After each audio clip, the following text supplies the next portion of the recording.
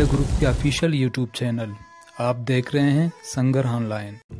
بلوچستان میں انسانی حقوق کی سنگین خلاف ورزیوں اور سیکورٹی فورسز کی جانب سے جاری جنگی جرائم کی تازہ ترین صورتحال حوالے پیش ہے سنگر ویڈیو رپورٹ سیریز۔ یہ سیریز کی 7ویں قسط ہے۔ نومبر 2018 کے مہینے کا فعل ہفتہ یعنی 1 نومبر سے لے کر 7 نومبر کا حاصل کردہ اعداد و شمار۔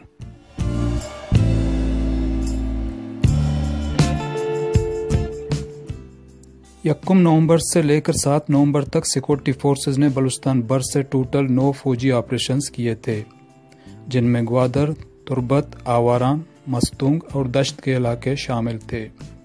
1 نومبر سے لے کر 7 نومبر تک سیکورٹی فورسز نے بلوچستان بھر سے ٹوٹل 13 افراد کو حراست میں لے کر لاپتہ کیا تھا۔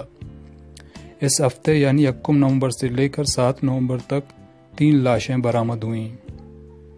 1 نومبر سے لے کر 7 نومبر تک 2 افراد سیکورٹی فورسز کے حراستی سیل سے بازیاب ہو کر اپنے گھر پہنچ گئے۔ یہ تھی اس ہفتے کی مجموعی رپورٹ۔ اب پیش خدمت ہے ہر دن کا تفصیلی اعداد و شمار، جو روزنامچہ کی صورت میں ترتیب دی گئی ہے۔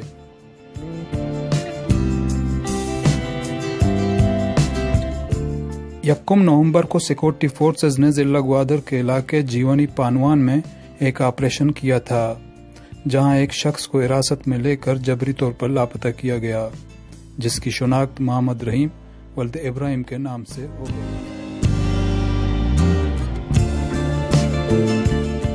2 نومبر کو سیکورٹی فورسز نے ضلع کیچ کے علاقے روک میں ایک آپریشن کیا تھا، جہاں 2 اسٹوڈنٹس کو حراست میں لینے کے بعد لاپتہ کیا گیا تھا، جن کی شناخت مصعب ولد جاڑو اور طاہر ولد سردو کے ناموں سے ہو گئی۔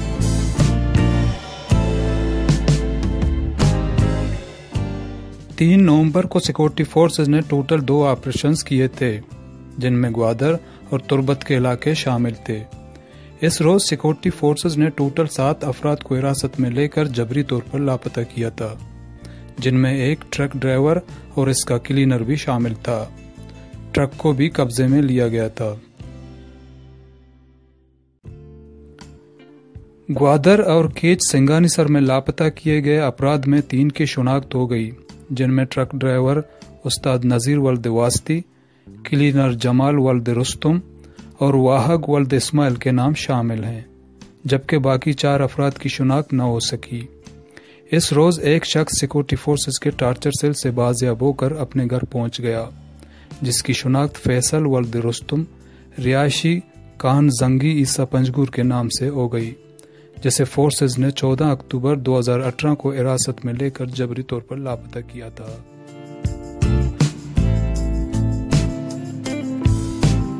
4 نومبر کو سیکورٹی فورسز نے ٹوٹل 2 فوجی آپریشنز کیے تھے، جن میں تربت ایروں کے علاقے شامل تھے، جہاں ایک 14 سالہ لڑکے کو فورسز نے حراست میں لے کر جبری طور پر لاپتہ کیا تھا، جس کی شناخت ساکم رہائشی ایروں کے نام سے ہو گئی۔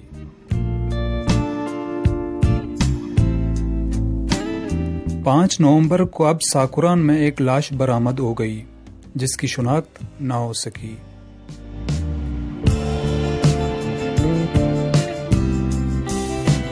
6 نومبر کو سیکورٹی فورسز نے ٹوٹل 2 فوجی آپریشنز کیے تھے، جن میں مستونگ، کردگاپ، دشت سائی جی کے علاقے شامل تھے۔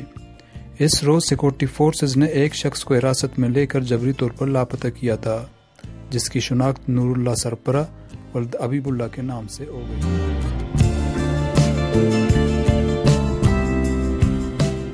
7 نومبر کو سیکورٹی فورسز نے آواران پیراندر میں ایک آپریشن کیا تھا۔ اس روز سیکورٹی فورسز نے ایک شخص کو حراست میں لے کر جبری طور پر لاپتہ کیا تھا، جس کی شناخت غفور ولد نظر کے نام سے ہو گئی۔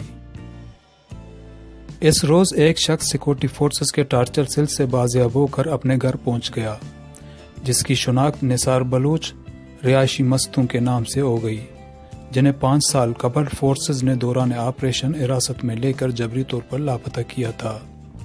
اس روز کاران اور دھکی سے 2 لاشیں برآمد ہوئیں، جن میں ایک کی شناخت ہزاروں ولد پستخان مری رہائشی یارو دھکی کے نام سے ہو گئی، جبکہ دوسرے کی شناخت نہ ہو سکی۔